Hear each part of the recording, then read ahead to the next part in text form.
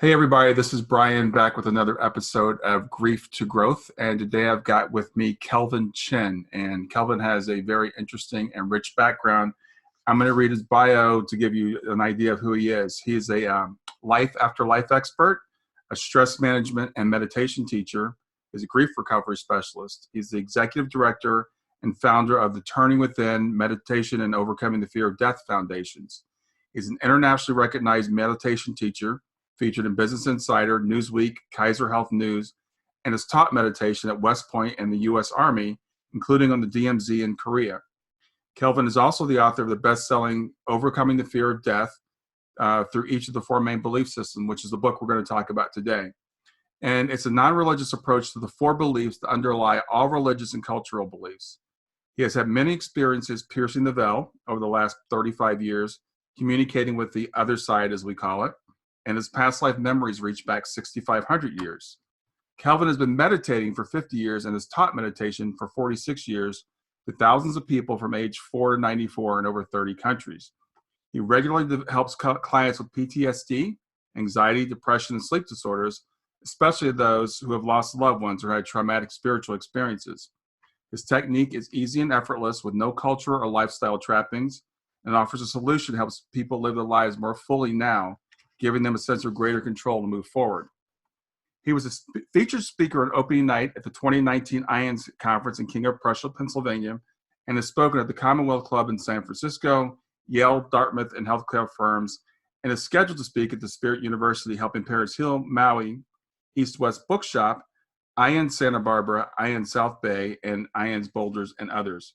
Kelvin is a graduate of Dartmouth, Yale, and Boston Law College and has lived in 7 countries. So as I said, that is quite a resume. I'm not sure how much we'll get through in the conversation today, but with that, I want to welcome Kelvin Chin. Thank you so much, Brian. I really appreciate being here. Yeah, it's really great to meet you. As I was telling you before we started, I've seen your name. I've heard you before.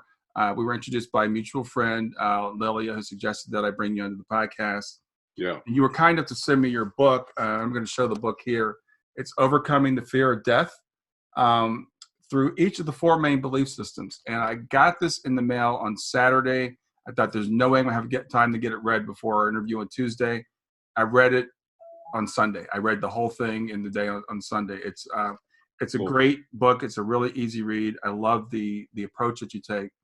And one of the things I wanted to say, though, when I saw through each of the four main belief systems, I was thinking maybe those were like religious systems, like Buddhism, right, Hinduism, and but it's not. It's four cultural and beliefs that we all hold. So let's talk about those. What are the four main belief systems? Sure. Yeah. My approach, as you said, is non-religious, and I'm trying to be as open as possible for people from all cultures, all religions, and including atheists and agnostics. So in other words, people who are not religious in an organizational kind of way. Mm-hmm. So I was thinking about this years ago, and because I would have conversations with people and they would get into who's right and who's wrong about their perspectives about death and dying. And I thought, we need to talk more about this because this is the elephant in the room that nobody talks about, right?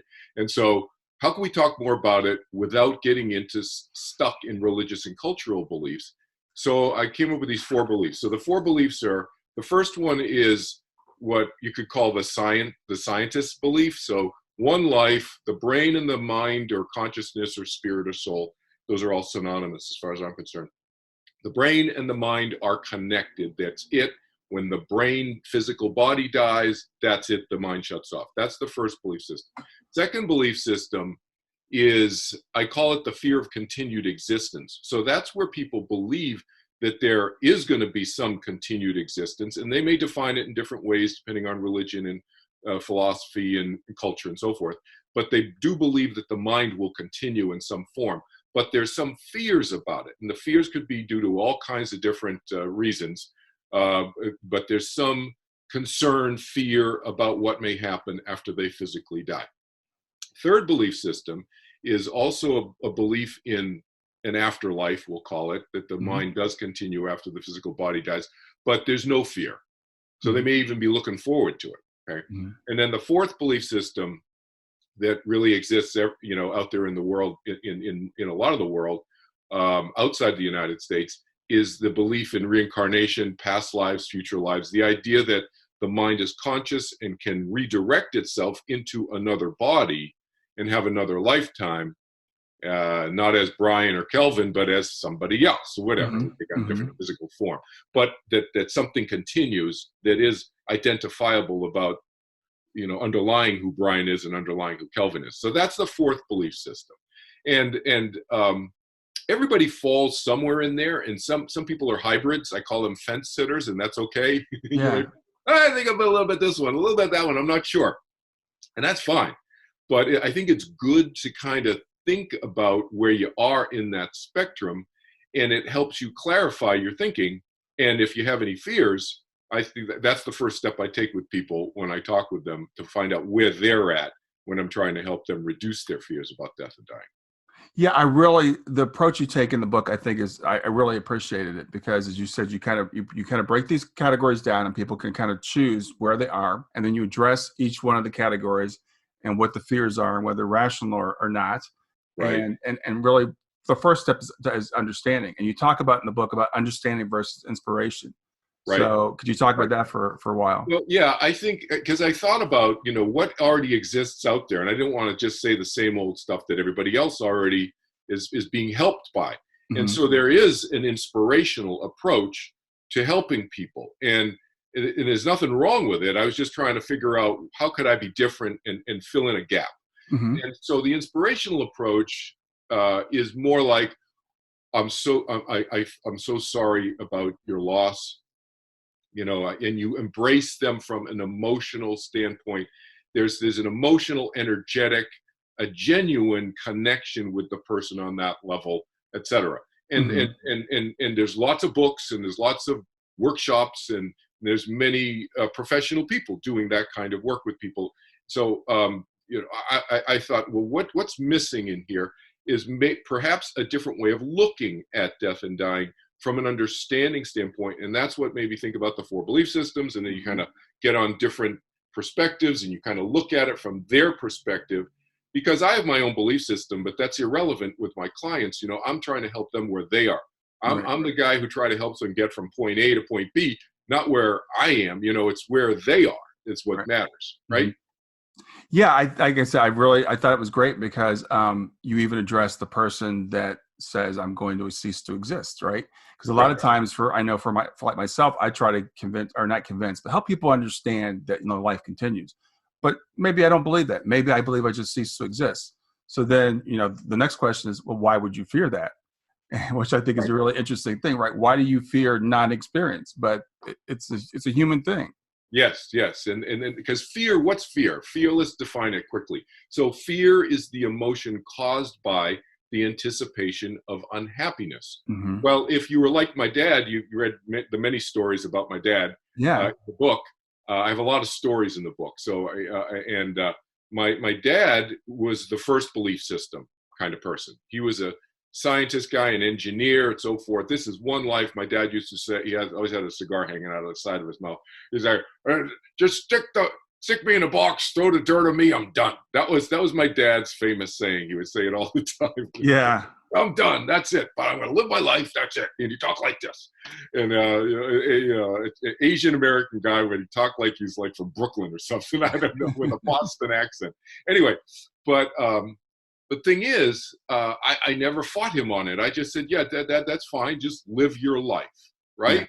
Yeah. And that's what he did. Now, he didn't have any fears, because he really was a full-on, I call it a full-on first believer, first belief system believer, because a lot of people are fence sitters, and that's why they have the fear. Because if you're really full-on, like he was, like you just said, you're not going to have existence after, if you believe that. Your mind's going to shut off. So what are you afraid of? Fear is caused by the anticipation of unhappiness. He didn't anticipate any unhappiness, because he's anticipating nothing happening afterwards, other than worms crawling and eating his body. That was what he would say.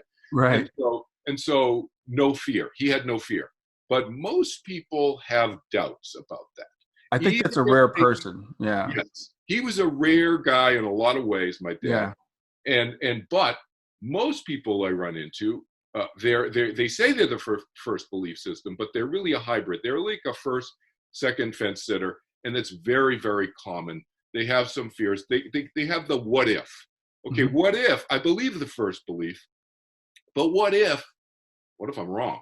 What if I continue? Am I just going to be, awake Right. And avoid. in a void or whatever? Yeah. And so we unbundle that. But a lot of times people, well, the other thing is, Brian, interestingly, if people will have the first belief system and they think that being afraid of how they're going to die is the same as being afraid of Yeah. dying. That's a So really I good break point. that apart in the book too, right? Mm-hmm. So Right. that's a separate belief.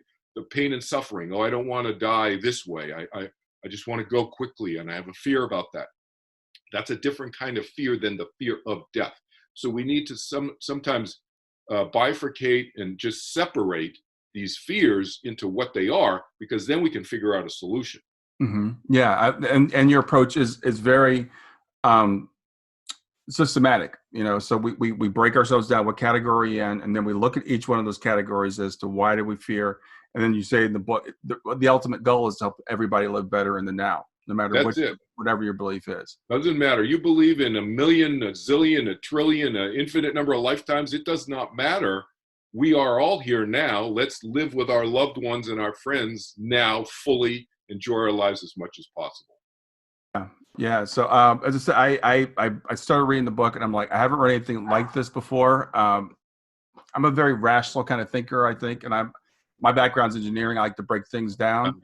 So I really, really resonated with the book, and I think it's important to understand, and this is my opinion versus saying necessarily just inspiration, because a lot of times when people get into tough situations, that's when that inspiration kind of falls apart. And having the understanding is something that can endure through difficult times.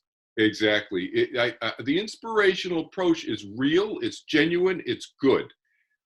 My experience is that it tends to be temporary. Yeah. It's often case specific. It's like, okay, I feel, I helped by folks in this situation, and then another loss comes of any kind. It could be a death of a loved one, or it could be some other kind of loss. Mm-hmm. And it's just, and the apple cart gets upset again. And that's the thing. So how can I help people? That's true of all my nonprofit work, is how can I help people long term?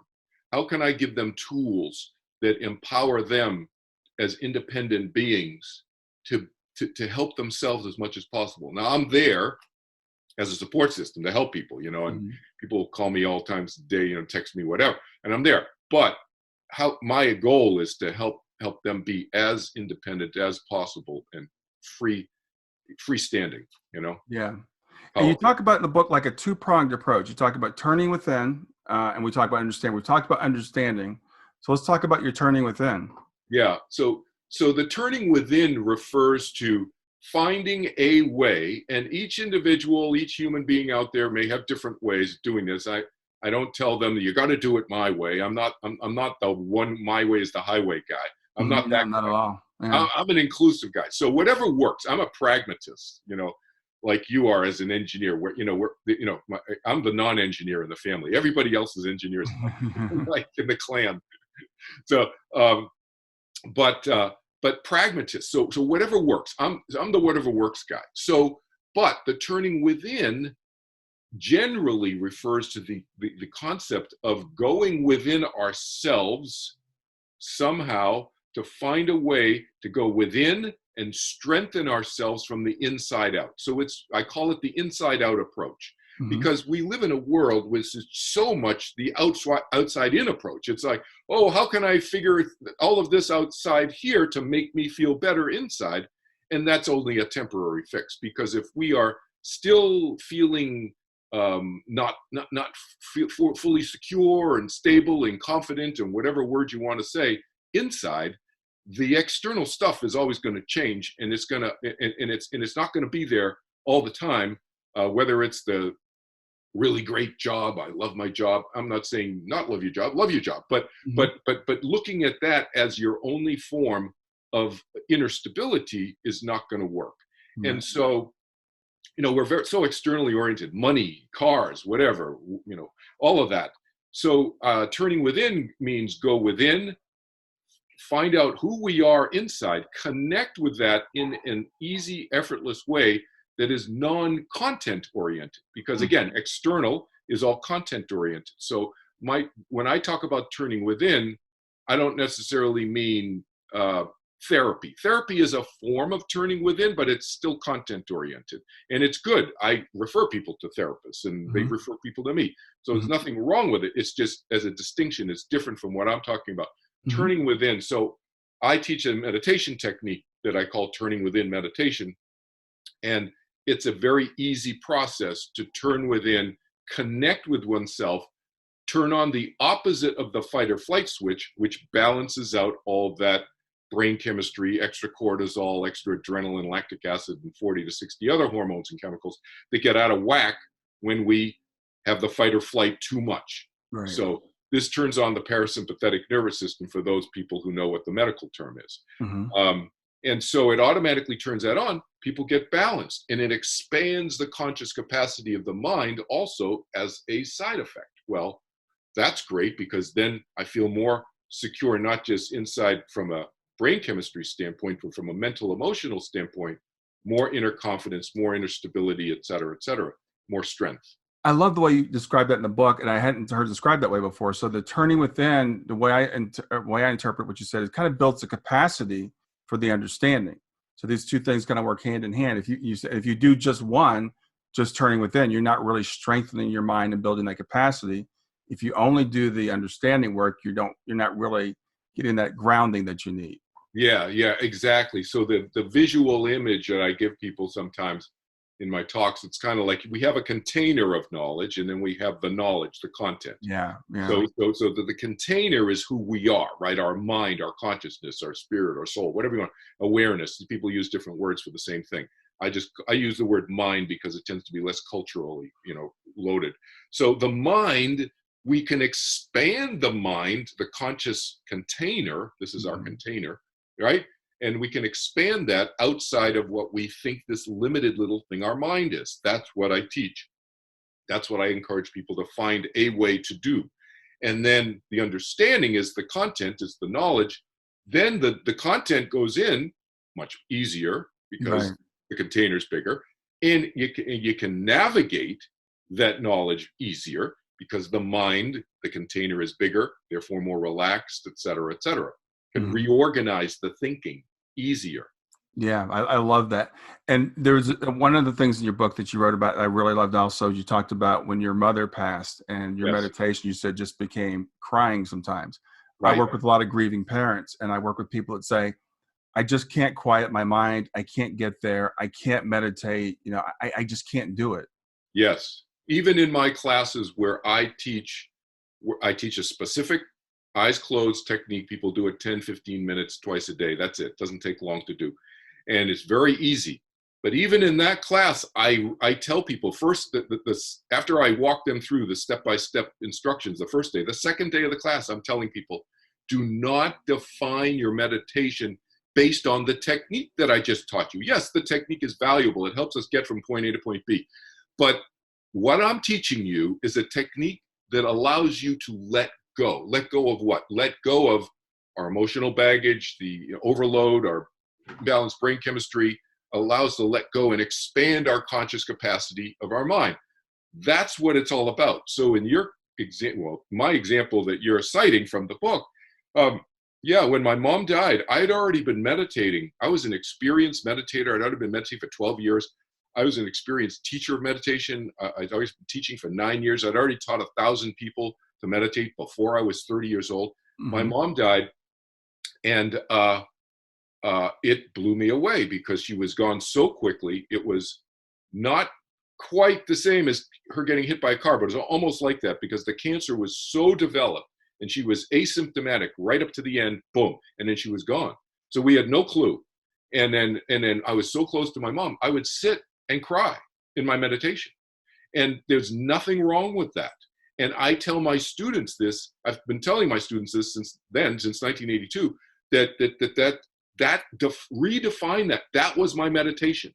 it would have been a forcing for me to try to do the technique. And one of the rules in the way I teach the turning within is no forcing.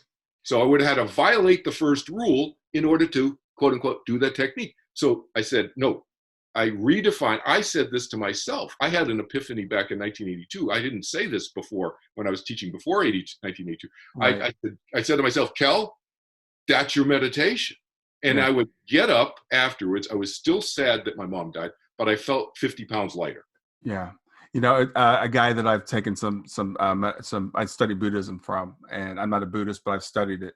Right. And he posted the other day, because he's an experienced meditator. He said, sometimes, like today, my mind was all over the place. Yes. And I'm an experienced meditator, and that's okay. And so many people try to force themselves to get their mind quiet, and there's I can't meditate. I'm a terrible meditator, or I had a bad meditation today. Yes. I like when you give people permission to. It's whatever it is. It's whatever the experience. Whatever it is, it's a big misunderstanding that has come about over the millennia. And I've thought about this because, you know, that I've been teaching meditation for 46 years now, so I've had a lot of years to think about this. Right. But why is that? Why is what you just said so prevalent in the meditation world? And I've distilled it down to a couple things. One is that I think there's a history of using waking state rules, waking state metrics, in meditation, which does not apply. Once you've been an experienced meditator, you realize it's not same as waking state. Waking state, we need to focus. We need to control our mind, because if we're driving through the intersection, we're going to get in an accident if we don't. You're going to pay attention, right? Mm-hmm. Meditation, no. This is not the time to be precise and be paying attention. No, it's a letting go state of mind body. Well. You know, that's a fundamental distinction. And I tell people who have never meditated, and I tell them this. I say, why would you apply waking state rules? I mean dream state rules to waking state. You wouldn't, because in dream state you could be driving a car in your dream, but in the dream, the car may turn into a horse, or it may turn into a teddy bear, or turn into a flower pot. Who knows what? It's not going to happen in waking state. Guarantee you, your car is not going to turn into a horse or a flower pot. Right. Pay attention in waking state. Dream, we don't mix rules like that. It's kind of, it would be illogical to do that. And yet we readily do that with meditation. That's what I've kind of distilled it down to. A misapplication of waking state rules in meditation. Yeah, that's fantastic. I love the way you put that, because I find myself, I've been meditating for several years now, and I put effort into it. You know, I still judge it. Yeah. And you're absolutely right. It's just sit there and whatever happens, and that's your meditation for the day. Yeah. Yeah. Now the difference is that there's a specific step-by-step technique that I teach. That gives them something to, quote unquote, do in their meditation. But the big but is that I teach them that technique and give them tips around the technique and how to do the technique that takes less and less doing, if that makes sense. And it creates more and more flexibility. And I give them more and more permission as it relates to the specificity of the technique. So there's a specific technique, but but if this happens, then this. And I give them like a little bit of a flow chart. I don't tell them it's a flow chart typically, but you're an engineer, you know what I'm talking about, so I give them that, and they say, okay, if this happens, then this is how you handle that. And if this happens, then that. But it's all geared towards less effort, less doing. That's the thing. Yeah, that's great. And I have to say this quote, because it was one of my favorite quotes. I know it's on the back cover of your book. It's in the book, but the Woody Allen quote, I use it all the time. I'm not afraid of dying. I just don't want to be there when it happens. Yeah, exactly. And I think that really gives us the distinction between the fear of death and the fear of dying. And I like the way you break those two apart, because they're not the same thing. People that have had near-death experiences, typically their fear of death is gone. I mean, it's just they don't have it, but they still might have a fear of their circumstances, of how the how. Yep, absolutely. Yeah. Looking at my notes here from from the book. So the book. I just want to let people understand it's a really it's a non-religious approach. It's not faith-based by any stretch of the imagination. So no matter what you actually believe, because you cover it all basically in those 4 belief systems and the hybrids, I think it can help people really overcome that fear that we have, which is, I think, a natural fear, right? We all fear the unknown, Yeah. and The death is issue is unknown. the issue is not trying to get rid of the unknown. I tell people is because the unknown or uncertainty is always going to be there. We're going Yeah, to know. I tell people when we're going to know when we know, right. and you're going to know, and I'm going to know, and each of us going to know at that most intimate moment of our lives when our physical body shuts off. We're going to know either the light's going to stay on, in other words, the mind's going to continue, or the light's going to turn off, one way or the other. We're going to know. But what I want to do is help you live life now, get rid of your fears now, because if the light does stay on, then you will also your now will be then, then it'll be a different now. That now for you will then be continuing if the light stays on, and I want you to be as fear-free as possible then too. So it's Yeah, all about living in the continual present, because the present, changes. It's now that's the present, now that's the present, now that's yeah. the It's right. always living in the now. That's Yeah, that's that's that's all we it. have is the now, and that's That's it. that's the only thing we can focus on. It's the only thing we can control is where we are now. So if we can, fear is always future based, right? It's always what's going to happen to me, Yep. and trying to predict that and trying to control that, which we have to let Right. go of. So fear we can get rid of. I can help people get rid of their fear. I cannot get rid of uncertainty. That's just part of the free will universe we live in. Yeah, But we can get rid of the fear. yeah. And that's what gives us the ability to live our lives fully.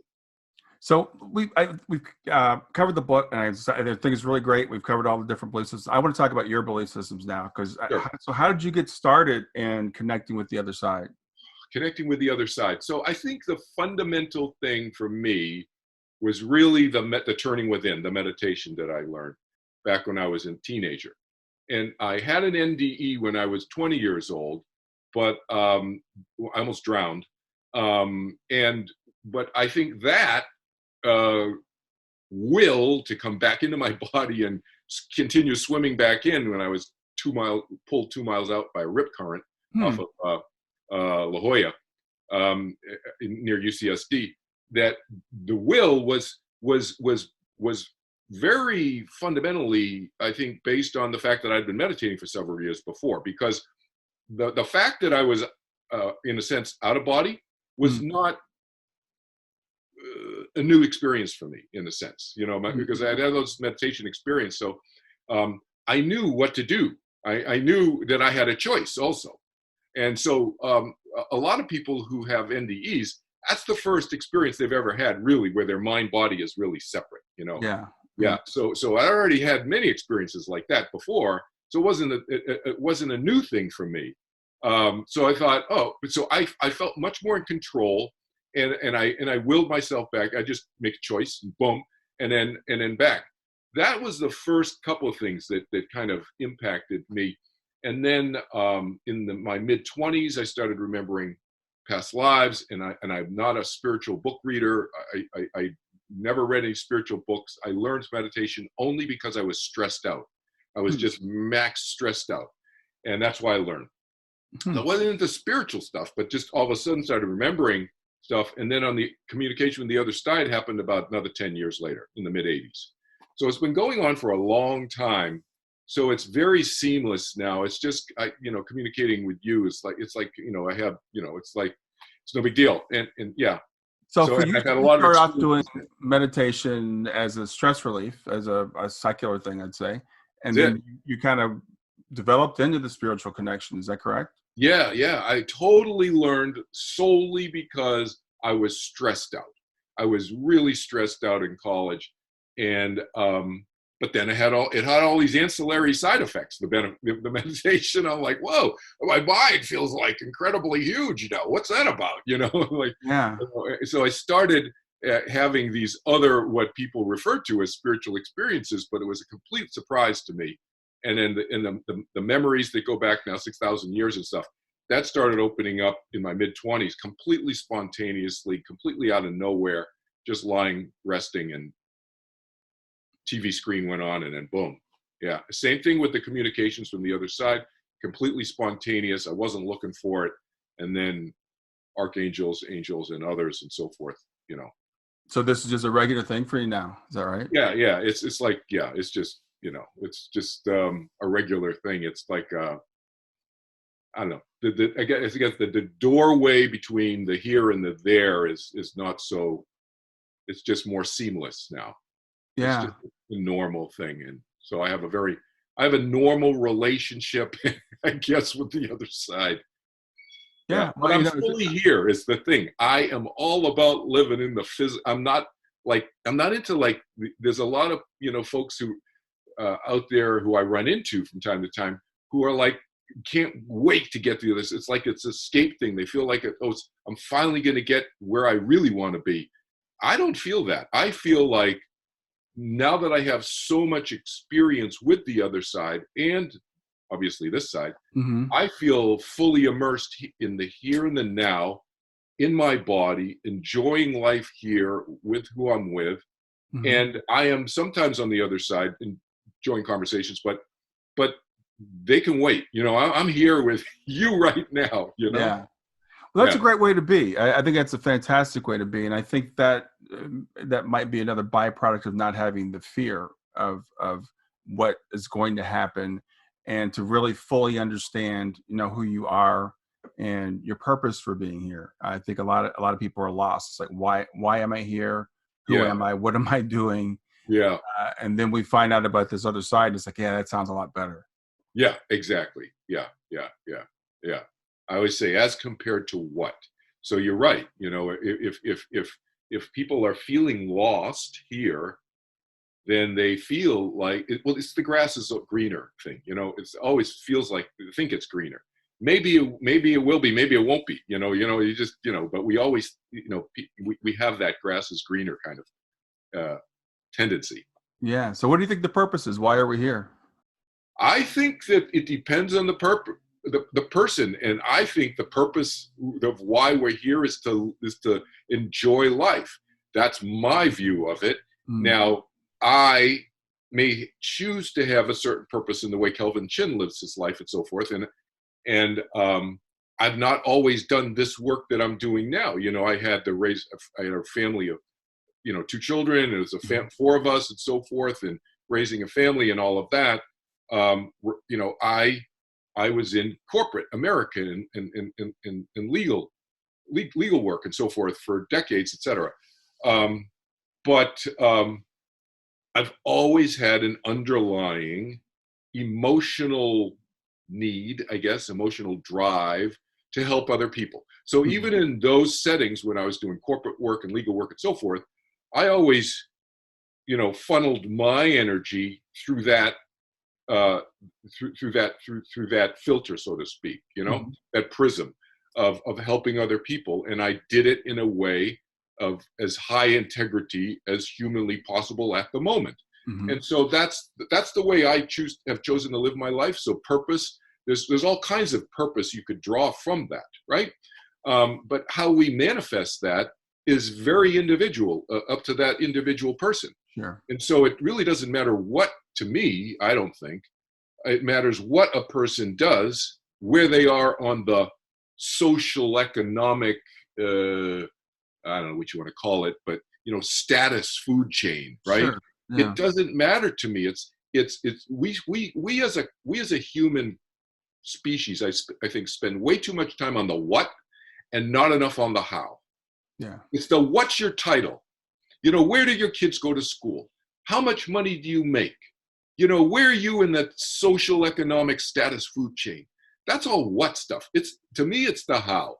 How are you living your life? How do you interact with people? How do you treat other people?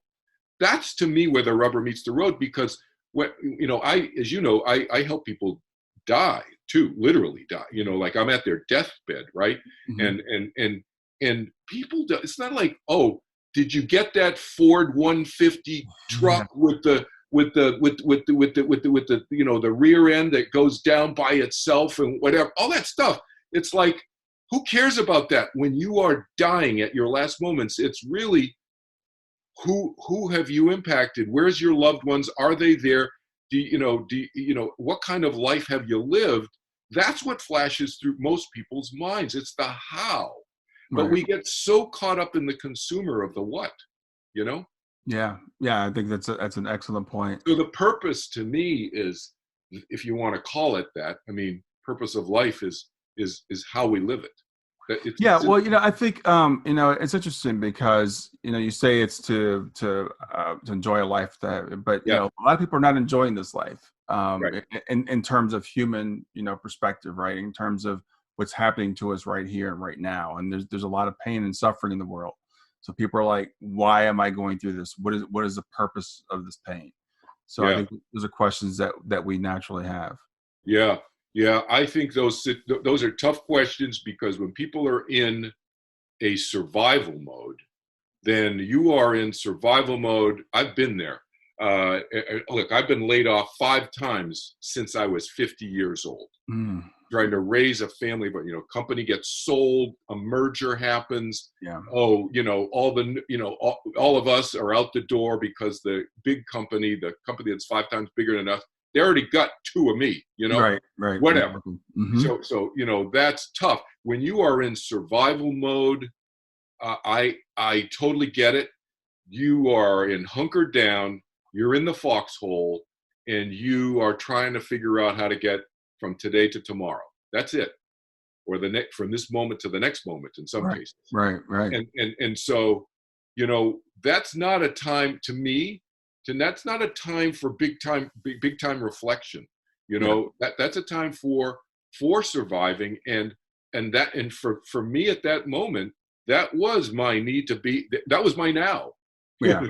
Yeah. know it's like, it wasn't a time for me to be spending all kinds of times reflecting on this stuff. I had to figure out how to get the next job, et cetera, in my case, or whatever the person's next thing is in their life.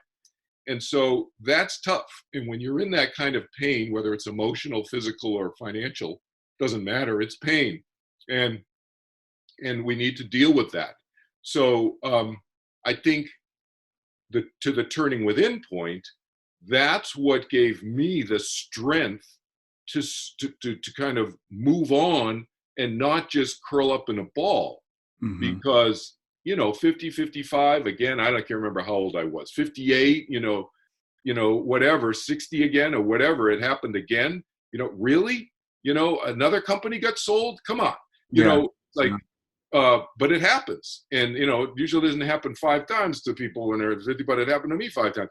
And it's like, you got to deal with it. So the turning within for me was the crucial element, because being strong from the inside out allowed me to deal with the crazy stuff that gets thrown at you sometimes externally.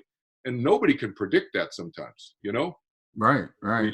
Sometimes you can kind of see it coming, but often you can't. And you So just, you've been teaching meditation for decades. You've been doing yeah. this for quite a while, but obviously you had another career in parallel with this. When did you make the transition to doing this as a full-time thing? So I did it full time in the 70s, and then I've been doing it full time for about the last 7 years or so. Oh, Yeah, okay. 7 years again, Hmm. full time. 30 different countries, mostly video conference. That way, there's no cost to my clients around the world and so forth. And I do a free session initially for people on any topic and any subject, whatever, Hmm. initially. So it's part of my nonprofit work. But yeah, 6 or 7 years full time, teaching this way, and sometimes I'm in person, but depends. So you teach obviously groups, and you also do one-on-one teaching. Yeah. So I Okay. teach. Sometimes people, their schedule is such that they don't want to wait till I have a group that coalesces. I teach groups every month, usually, maybe every 6 weeks or something. Sometimes people just want privacy, because they have so many Yeah. personal issues that they want to talk to me about privately, that they just want the whole 4-day class. It's a 4-day class, about an hour and a half each day, Okay. uh, for 4 days. And then with my higher anxiety, really depressed, higher anxiety, I have clients with panic attacks. I have clients on all kinds of working closely with their own psychiatrists and psychotherapists and so forth, who have various medications. Hmm. Those clients, my more extreme clients, that way, I work much more than just the 4 days with them. I work with them on a much more consistent basis, and Yeah. whatever they need. I'm here to help them get over that hump, that bump in the road for them, whatever that is. And for some people, the bump has been there for 8, 10, 20, 50 years. Yeah. Yeah. So obviously you do the fear of death and you also do grief teaching. So how are the two different? So it's different in the sense that the grief work can be around death and dying, but it can be around, I don't know, 30, 40 other different kind of losses you may have. I've worked with people who have had financial losses like I have had. And I've worked with people who had divorces is another significant loss, as well as death of loved ones and so forth, of course. But there's all kinds of losses that people have had, and some of them are bigger, more devastating emotionally, and some of them are smaller losses, but they accrue, they build up. Like for especially, well, children, but it affects adults too. If you're moving around a lot, that's a loss, because the familiarity of that neighborhood and your favorite dry cleaner and the restaurants and blah blah blah and everything. Now you're on the other side of the country, or you're on the side of the world living, who knows what. Those are big losses, and there's a grief process that goes along with that people generally don't recognize. So let me define grief to you, because there's a lot of misunderstanding about grief. So just very briefly, grief falls into two general angles of looking at grief. One is the overwhelming sadness that people can experience around the loss, and sadness is something that usually people do appropriately associate with grief and grieving. Sure. But the other is the conflicting emotions, the conflicting feelings that we have around that loss. So if we lose a loved one, maybe we got along with him or her during our lifetime. Maybe we didn't. There could be conflicting feelings there either way, and we carry those with us, and those conflicting feelings. Even somebody who we loved and adored, maybe nobody has a perfect relationship all the time, and so there are going to be some conflicting feelings there. Or maybe we didn't get to say something to them that we really wanted to say to somebody who we adored, and then we have a conflicting feeling within ourselves about having missed that opportunity. So there's all kinds of sources of these conflicting feelings, is the point. That's another aspect of grieving. Now sadness and grief are not the same thing. I think most people conflate and confuse that. That's why I call it overwhelming sadness, because my mother is a good example. So you read all the stories about my mother dying and so forth, and how close I was with her. And the thing is, I had lots of grief when my mom died. I had overwhelming sadness, and I had conflicting feelings, because my mom would say, "Kelvin, do not come visit me at the hospital. You're wasting your time. You got to be studying your law books and blah, blah, blah." And so sometimes I would just go to see my mom because she's dying. She could be dead any day, any hour now. And she's telling me not to come. So I would go, and then she'd yell at me at her bed.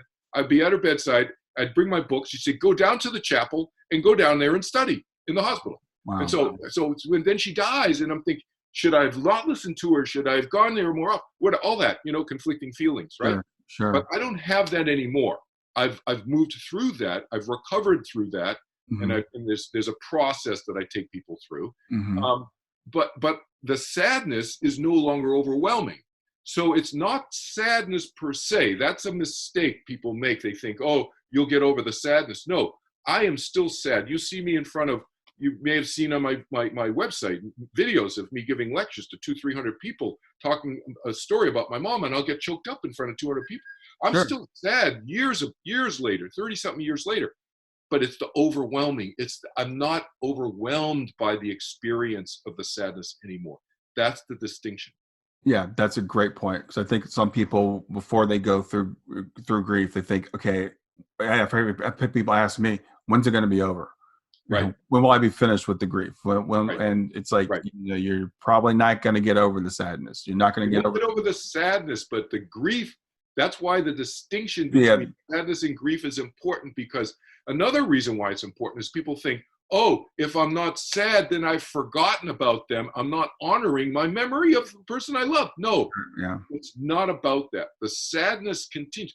I've written about this, and I say the depth of the relationship, the depth of the love you have had for that person who is no longer physically with you, is directly proportional to the sadness that you have and will have and continue to have.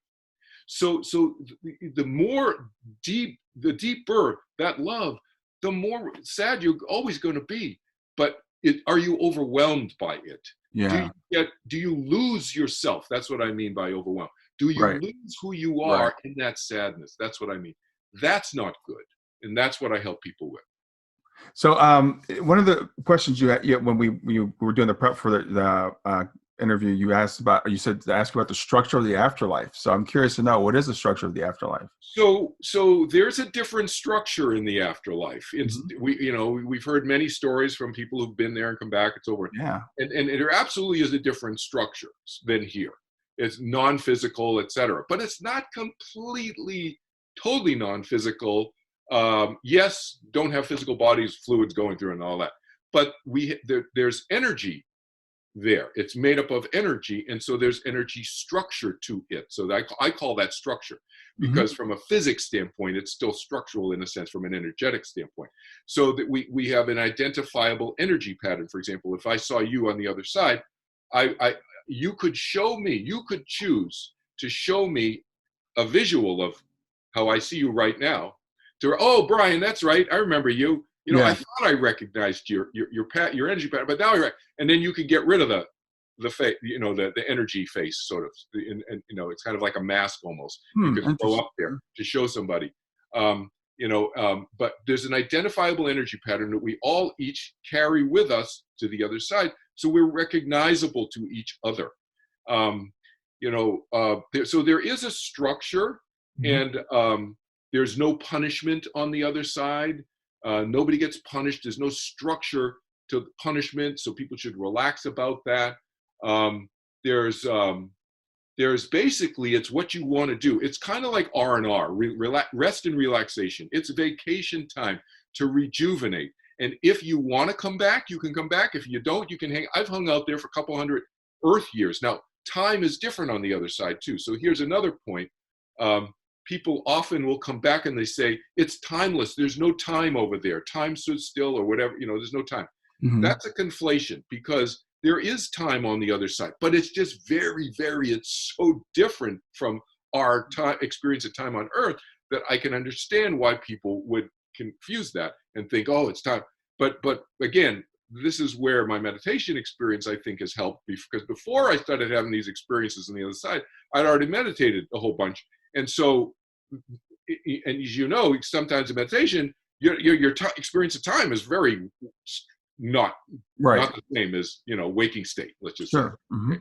And so you get used to that, and then you're on the other side. You go, oh, I see why people think this is timeless. There's no time here. I get it. But time to me is not just a subjective experience. I define time as a measurement of change. Right. It's what we call it's the concept we call, it's a measurement of change.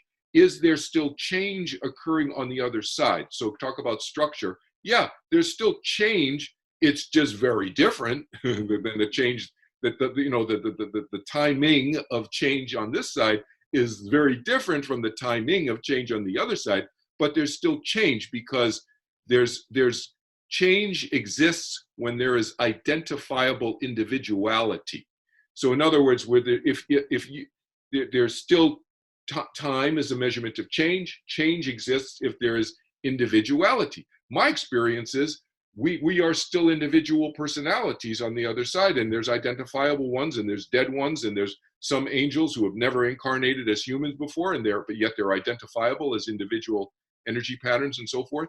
And so there's individuality, and therefore it's not some like cosmic soup, let's just say. Yeah. Right? Yeah, there are a lot of, I think, common misunderstandings to the other side, which leads to a lot of the fear. I think, did you address some of this in your other book, in your second book? Yes. Okay. I'm going to get it. I have. It's been about 2/3, 3/4 done for a while now. And I've been teaching so much. My teaching is ramped up, so I'm helping people, which is great. Okay. Yeah. But it's kind of different. I thought my book would be done a year ago. It's like, I know that it's in this almost done stage. I just got to get back and I got to finish it and then edit it and so forth. But anyway. Okay. Yeah, well, because for me, my personal thing is, and I was reading the second belief, continued existence, but fear of it. Yeah, That was me my whole life. I was raised as an evangelical, as a Pentecostal. I remember seeing that on your website. Yeah, Yeah, eternal torture and all that stuff. right. So that had me in therapy when I was like 40 years old. Wow. Working through that issue Yeah, uh, of feeling unworthy, and what if I'm wrong? So right. that's a fear I think some of us still carry. Yeah. No, I have a lot of clients in that who had that similar history as you. Here's the thing.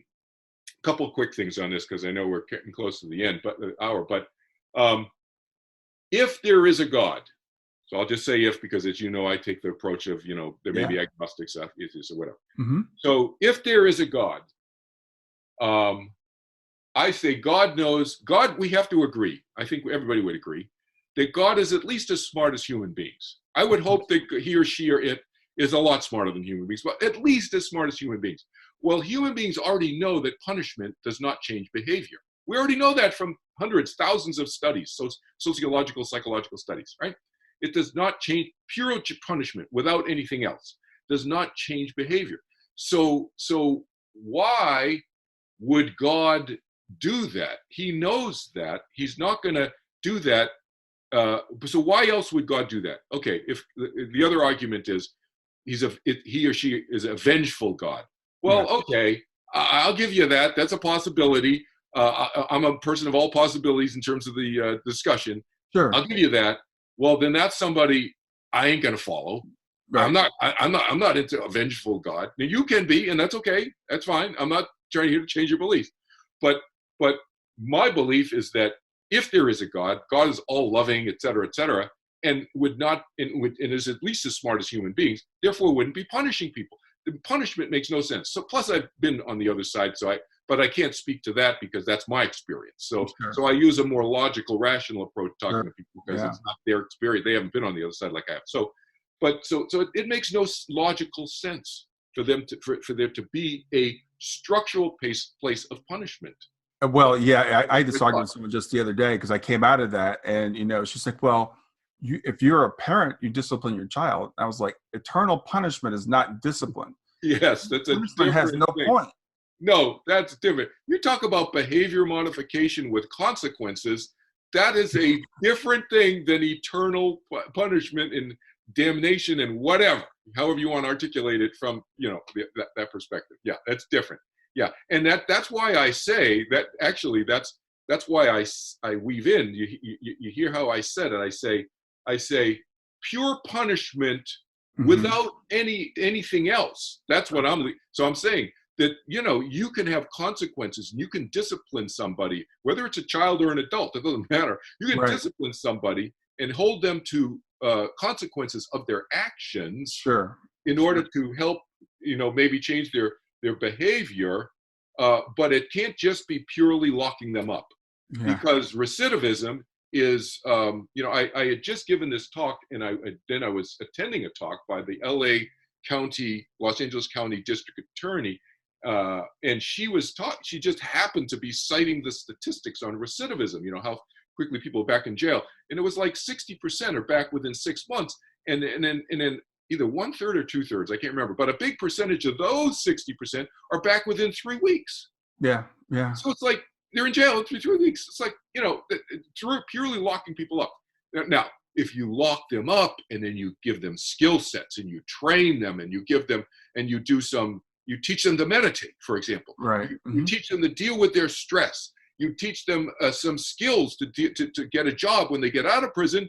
That's a whole different scenario. Okay. You Right. could say that putting them in prison is punishing. Okay, I get that. But you got to add to that if you really want to have behavior modification, right? Right. And there has to be a chance of getting out. You know, Yes, that's the yes, thing. Like I said, the hell that I was taught was not redemptive. It was exactly, pure vengeance, and it was exactly. eternal. Yeah, And that makes God less loving than we are, because we wouldn't do that. We yeah, wouldn't. exactly. Yeah, but so it just goes to the point that it makes logical sense to me that people made that up Yeah. to control people, and it unfortunately works because fear is an incredible motivator, and it's an incredible, depressant to people. Yeah, yeah, absolutely. So, as I said, I really enjoyed reading the book, and I want to put it up again so people can see it. Overcoming the fear of death through each of the four main belief systems.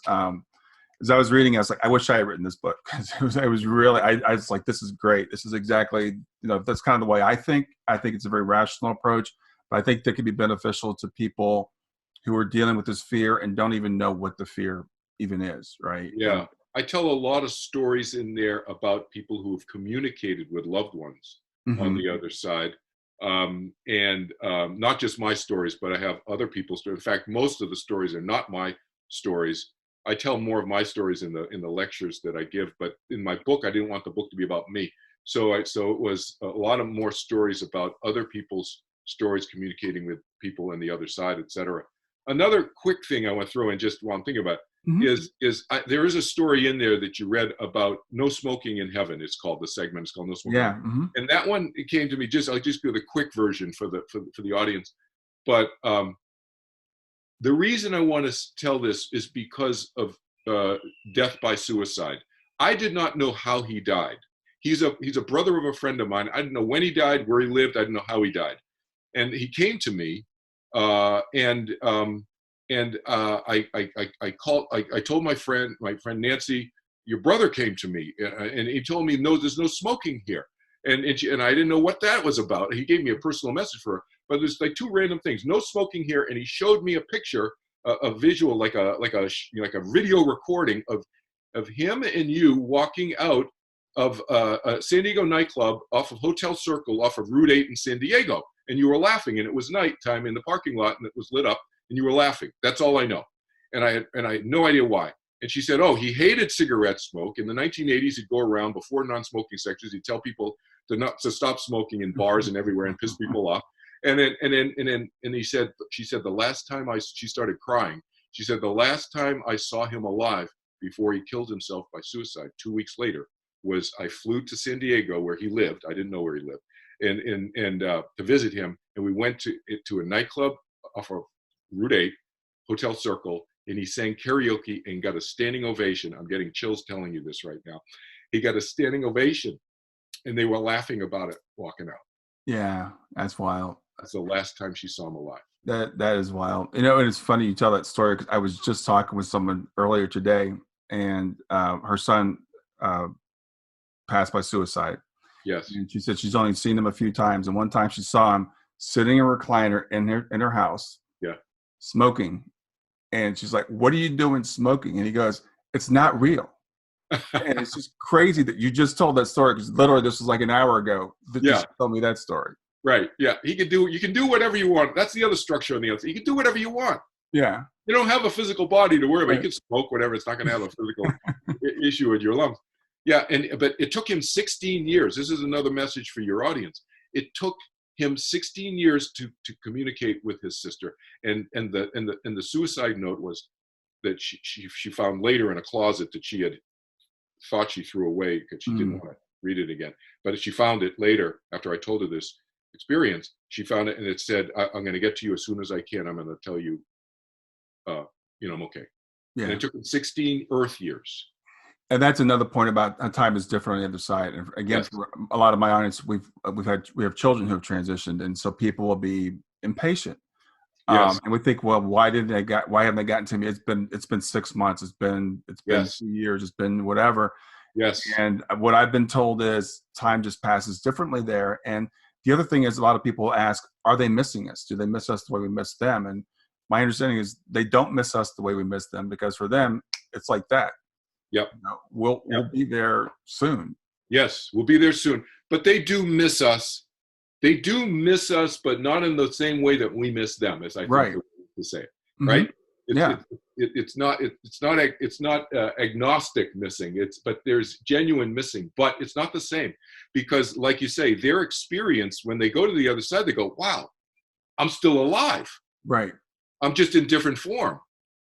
You know? Well, it's like, when my daughter is in college, I miss her. Yes. I don't miss her like my daughter that's on the other side, because I know Yes. she's going to be home soon. Yes. Or when someone leaves the house to go, like my wife's out right now, Yes. I'll miss her until she gets home, but she's coming home soon. I think it's like that when you're on the other side, they're like, yeah, I miss them, but they're going to be here. Yes. And so what does that go to? That goes to what I always tell people. We need to be in the present with our loved ones now and love them as much as we can. Be with our friends, et cetera, et cetera. Because even though I've had 6,000 years of memories of past life stuff, and I have friends in this lifetime who I know when we've been together at different times over that period of time, it doesn't matter. I'm with them, they're here now. And I don't know when I'm going to see them again, Mm-hmm. right? Yeah. Because that goes to a whole other thing about soul contracts. And we may have a contract, and you, Brian, and Kelvin may decide to come together again next lifetime. But then your father gets shipped off to who knows where, and my father's employer lays him off, and he has to get a different job. And we're in different parts of the country. We don't get together for a while. Yeah. Even though we may have a soul contract, because free will operates. Other people's minds are operating all the time. We cannot predict. We can sort of kind of predict increased probabilities, but it's all probabilities. Yeah, exactly. Right.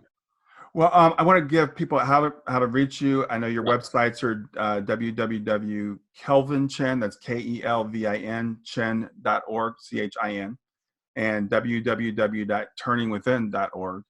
And people can reach you that way. Is there anything else you want to say about reaching out to you? Just to go to the contact page, and my calendar is there. And like I said, I do a free phone session with people anywhere in the world, and then just talk about whatever and see if there's a way I can help or not. Sometimes just one phone session, people feel great, and I connect with them afterwards. I said, yeah, my fear went away. So it's like, okay, whatever. And then on the bottom of every page of all of my websites are links to the other websites. So if you get to one, you can get to all of them. Okay, cool. Yeah. Well, it's been an honor meeting you. You're fascinating to talk to. Like I said, really enjoyed the book. When I got it on Saturday, I'm like, there's no way I'm gonna get through this. But I picked it up Sunday morning and I finished it in bed Sunday night.